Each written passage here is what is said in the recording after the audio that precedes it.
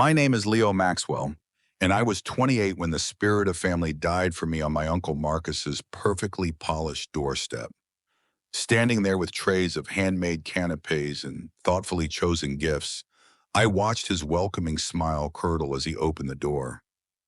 Words he spoke were quiet, almost bored, which made them cut even deeper. We decided this wasn't the right venue for you. Perhaps you could drop the food with the caterers around back.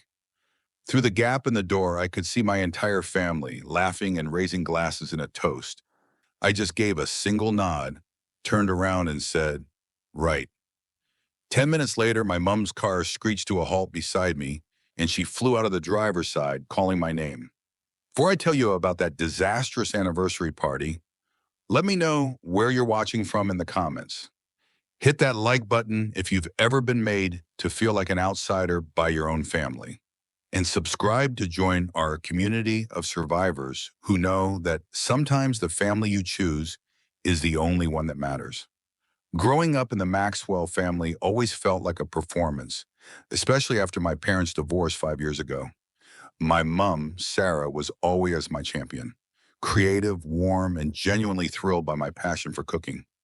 My dad, Richard, was more reserved, a man of business and tradition who saw my career as a chef as a slightly embarrassing novelty.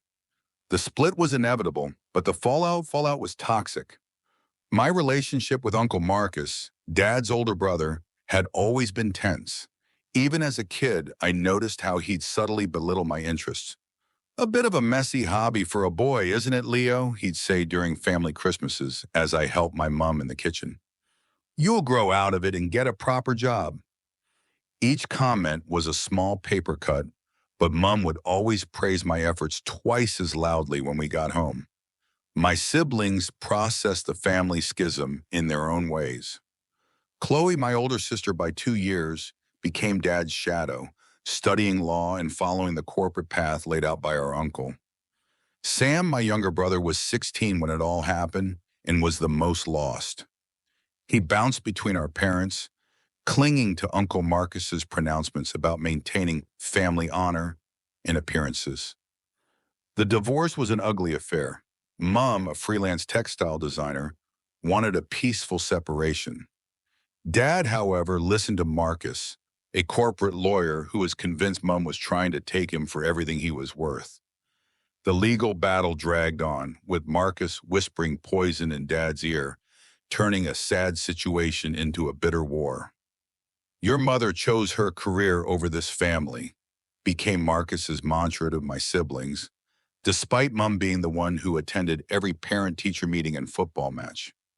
When it was all over, Chloe and Sam stayed with Dad in the large family home, while I, at 23 and finishing my culinary arts degree, spent my days off with Mom in her new smaller cottage. The years that followed carved a canyon between us. Family events became fraught with politics, with Marcus acting as Dad's gatekeeper. "Your father feels it would be inappropriate for you to bring your chef friends to the Boxing Day gathering," he'd inform me over the phone. Or, "We've made plans with Chloe's fiance's family for Easter, so we're just swamped for space this year." Each rejection was a fresh wound, but Mom never badmouthed them. "They're hurting, Leo," she'd say, helping me perfect a new sauce on a Sunday afternoon when I was excluded from a family BBQ. "Just keep showing up with an open heart."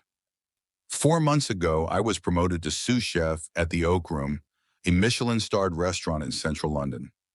The hours were brutal, the pressure immense, but I was finally creating food I was proud of. My first big task was designing the new spring tasting menu. Mom was overjoyed framing the menu when it was finalized. Dad was politely impressed when I called. "That's very good, son. Did you hear Chloe made partner at her firm?" We're all incredibly proud. Despite it all, I kept trying. I sent Dad vouchers for restaurants I thought he'd appreciate. I dropped off baked goods for Sam to share with his university friends. I even sent Uncle Marcus a congratulatory email when his firm won a major case. Most of my efforts were met with silence or brief, sterile thank yous. So when Dad called in early May with a hesitant invitation to a 30th anniversary party for him and Mom at Marcus's house, I was floored. "We think it's time to let bygones be bygones," Dad said, his voice stiff with unfamiliar emotion. "Marcus is hosting. A proper family reunion. Everyone will be there." "Everyone?" I asked, a sliver of hope piercing my cynicism. "Well, your mother, of course," he replied. "Marcus thought it was important. A symbolic gesture. Chloe's bringing her fiancé, and Sam is keen to get your advice on his gap year travels." I spent days mulling it over. For this one night, I decided to do what I do best: cook. I planned a series of canapes that told the story of our family, from mini Yorkshire puddings reminiscent of our childhood Sunday roasts to a deconstructed Eton mess. I would also create personalized gifts. For Dad, a rare single malt scotch. For Chloe, a vintage, first edition law textbook I'd sourced online. For Sam, a high-quality travel backpack. And for Uncle Marcus, a set of crystal whiskey tumblers to go with the scotch I was bringing his brother, engraved with the words, "To Family." LM. It was a gesture of peace, an olive branch served on a silver platter. "You're walking into the lion's den, love," Mom warned when I told her. "Richard and Marcus have a dynamic you can't fix with a fancy meal." "People can change," I insisted, carefully wrapping Chloe's book. "It's been 5 years, Mom. Maybe they're finally ready to be a family again." She hugged me tightly. "I hope you're right, but if it goes wrong, you call me. Promise? Anniversary or not, I'll be there." I promised, certain I wouldn't have to. The weeks before the party were a blur of 16-hour days at the restaurant. My small flat above a bakery in Camden became a place I only saw in the dark. "You look like you've been tenderized with a meat mallet," my best mate, Alex, commented as we prepped for service. We'd met at culinary school and survived the trenches of our first kitchen jobs together. He was now a head chef at a gastropub and my most trusted confidant. "Deadlines plus family reunions equals a slow-braised Leo," I admitted. "But the new menu is a hit." Chef Dubois even smiled, once. "A miracle," Alex deadpanned. "Seriously though, mate, are you sure about this party? With your Aku, the corporate shark?" "They're family," I said, plating a delicate piece of sea bass. "Family who've treated you like the unwanted garnish for years," he shot back. "Last year, Marcus told you the family holiday was a quiet affair and then posted photos of 20 people on a yacht in Spain." "Maybe they have seen the error of their ways," I said, mostly to convince myself. Dad sounded different, and I really want to see Sam. My resolve was tested by the sheer exhaustion of my job. Late nights, early mornings, and the constant pressure to perform.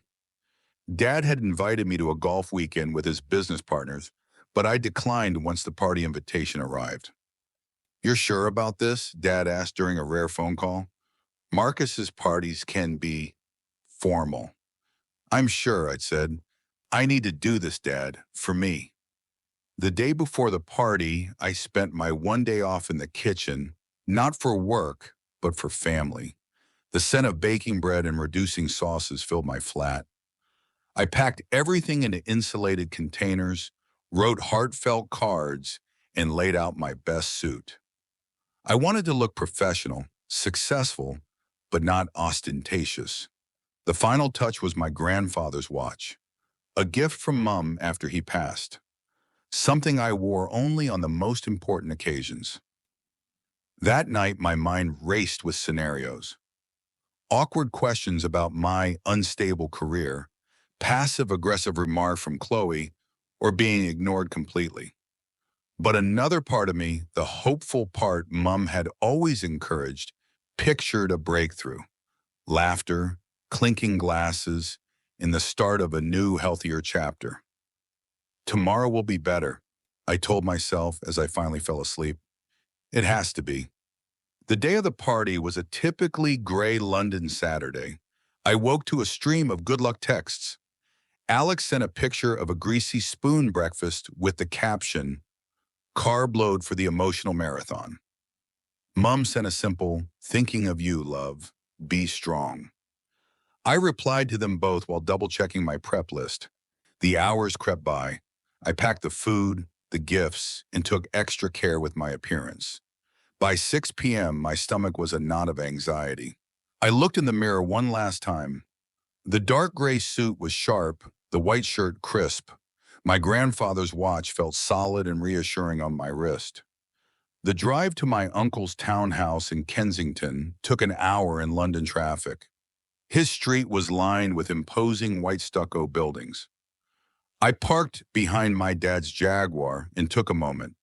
Through the large bay windows, I could see the soft glow of chandeliers and the silhouettes of people mingling. The faint sound of classical music and polite laughter drifted out. They were all there. To family, I whispered to myself, grabbing the containers of food in the gift bag. The black and white tiled path led to a glossy black door. I took a deep breath, balanced the containers, and pressed the bell. The chimes were followed by a brief lull in the chatter inside. My heart hammered against my ribs. The door swung open, and there was Uncle Marcus, dressed in a tailored smoking jacket, a broad smile on his face. For a single beautiful second, I thought his smile was for me. Then his eyes flickered to the food in my hands, and his expression changed to one of weary condescension. "We decided this wasn't the right venue for you," he said, his voice low and confidential. "Perhaps you could drop the food with the caterers around back." The words didn't register at first. Behind him, I could see my dad talking to Chloe's fiancé, my sister laughing at something on her phone, and Sam grabbing a drink from a uniformed waiter. A perfect family gathering. I was invited. I managed, my voice thin. Dad called. Marcus's hand tightened on the doorknob. "Richard was being sentimental. We discussed it after and agreed your presence would be complicated. You understand." I looked past him, hoping someone, anyone, would see me, but they were all absorbed in their perfect party. "Right," I said finally, my throat tight. I gave a single nod, turned and walked away, the food and gifts feeling impossibly heavy. Happy anniversary. The door clicked shut behind me. The tears didn't start until I was back in my car. The cheerful music from the party, a mocking soundtrack to my humiliation. They had discussed me, debated my worthiness, and found me lacking. Worse, they'd let me plan, cook, and travel across the city, only to be dismissed at the door like a delivery boy. I finally got the car started, my hands shaking. In my rearview mirror, the lights of the townhouse glowed, a beacon of a life I was not welcome in. I pulled over around the corner and made the call. "Mom, I sobbed so hard I could barely breathe. "Mom, they turned me away." "Leo, what happened? Are you hurt?" "At the door," I gasped. "Marcus said they all decided. He told me to go to the back with the caterers." Her voice went cold. "Where are you?" "Just around the corner. I can't see properly to drive." "Stay there, I'm coming." I hung up and just sat, the silence in my car a stark contrast to the party I'd been rejected from. The beautifully crafted canapes, each one a memory or a hope, now sat forgotten on the passenger seat. This wasn't a mistake. This was a statement. I was not part of their picture. I eventually drove to a nearby park overlooking the Serpentine and waited. The park was quiet, the city's hum a distant roar. My phone buzzed. It was Alex. "Report from the front lines? Need a pint?" Before I could type a reply, a car pulled up beside me. Mum's little Minnie. She got out, her face a mask of fury, and I fell into her arms, the smell of her perfume a comfort I hadn't realized I desperately needed. She held me, stroking my hair. "He said what? He told you to go to the back door?" "They all decided, Mum. Like I'm an embarrassment." Her body went rigid. "You are the least embarrassing person I know, Leo Maxwell. They are the ones who should be embarrassed." We stood there in the chilly night air as I recounted every detail. Her expression shifted from rage to a steely resolve. I have let your father's family dictate the terms of our lives for too long, she said, even after the divorce. It doesn't matter anymore, I said, exhausted. Let's just go home. She looked at her watch. In a moment. First, I need to make a call. She stepped away, her voice low but sharp. When she came back, she had a look I hadn't seen in years.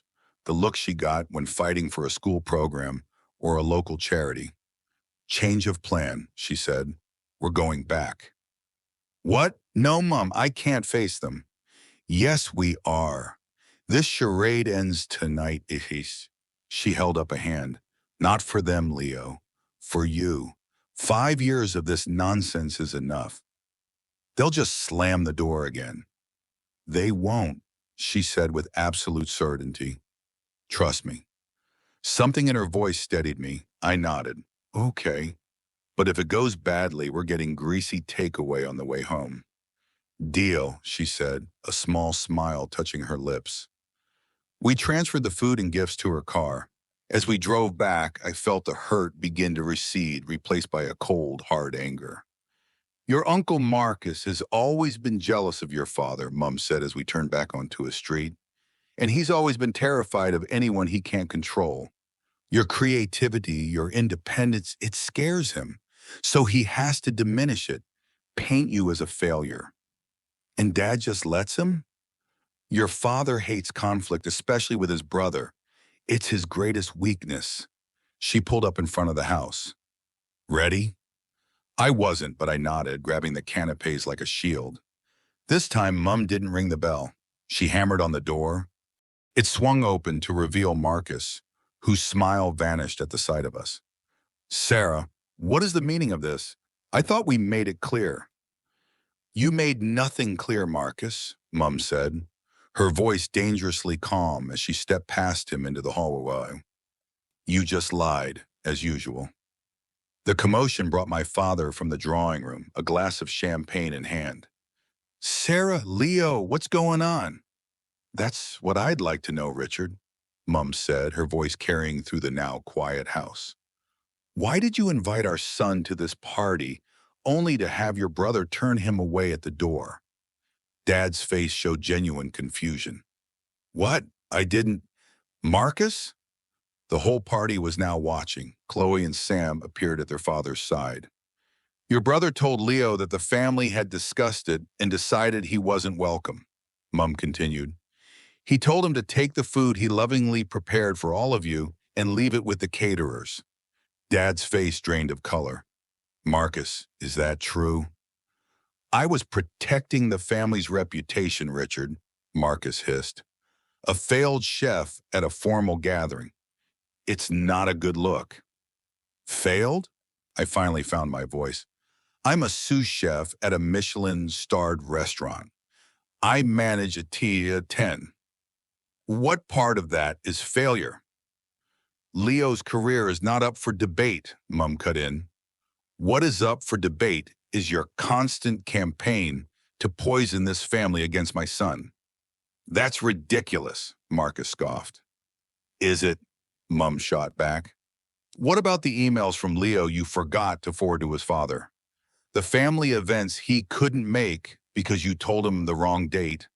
The way you told Sam that Leo was struggling financially and that's why he couldn't contribute to Dad's birthday gift last year. Sam's head whipped around. You said he didn't care enough to chip in. I sent you 500 pounds for that gift, Dad, I said quietly. Marcus said he would add it to the collection. All eyes turned to Marcus, whose smug composure was finally cracking. And let's talk about the divorce, Mum said, her voice dropping, but no less powerful.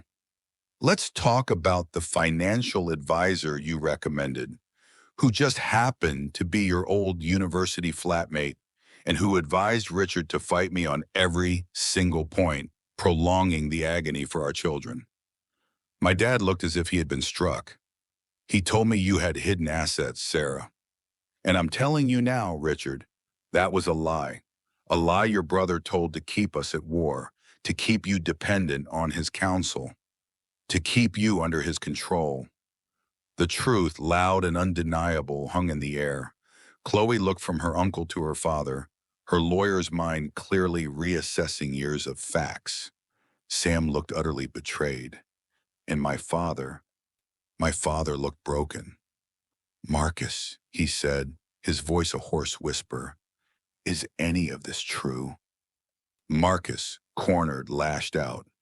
"I did it for you, for this family, to protect you from her, from him, from anything that would make us look weak."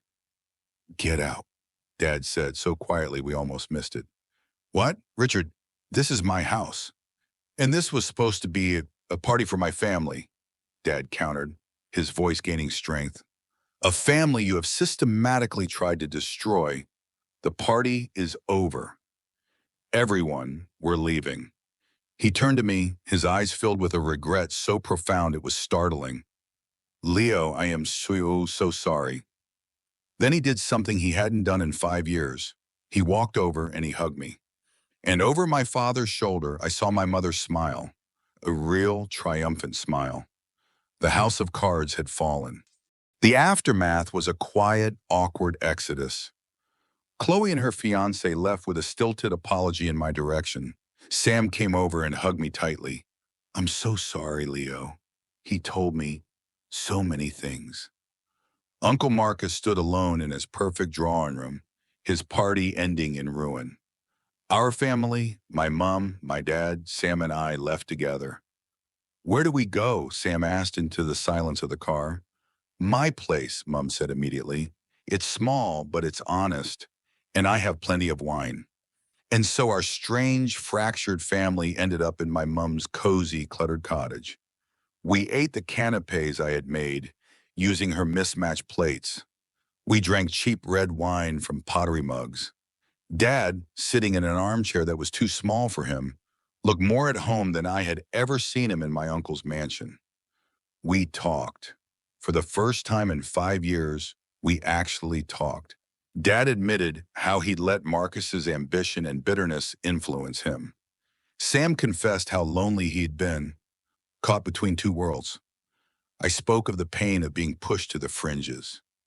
"I never understood your world, Leo," Dad said, looking at me with new eyes. "The cooking, the unsociable hours. I let Marcus convince me it was a phase, that it wasn't serious. I see now that it's your passion, your art, and I'm proud of you." It wasn't a magic fix, but as we sat there sharing food and painful truths, something began to shift. The foundations of a new family, one built not on appearances but on honesty, were tentatively being laid. I had walked up to my uncle's door that night hoping for acceptance. I walked away with something far more valuable: the truth, and a chance to start again. 6 months have passed since that night. The rebuilding has been slow, like a long, low simmer. Mom and Dad have found a new kind of relationship, one of respectful co-parents who meet for coffee to discuss their children without a manipulative third party filtering their conversation. Dad has made a real effort. He's eaten at my restaurant 3 times, asking the waiters detailed questions about my food. Last week, he brought one of his clients. It was his way of saying, "This is my son. This is what he does, and I am proud." Chloe and I are finding our way back. The revelations about our uncle shattered her black and white view of the world. She started asking me about my life, my work, not as a curiosity, but with genuine interest. Sam is my shadow whenever he's home from university, eager to make up for lost time, always wanting to help in the kitchen. As for me, something settled inside me after that night.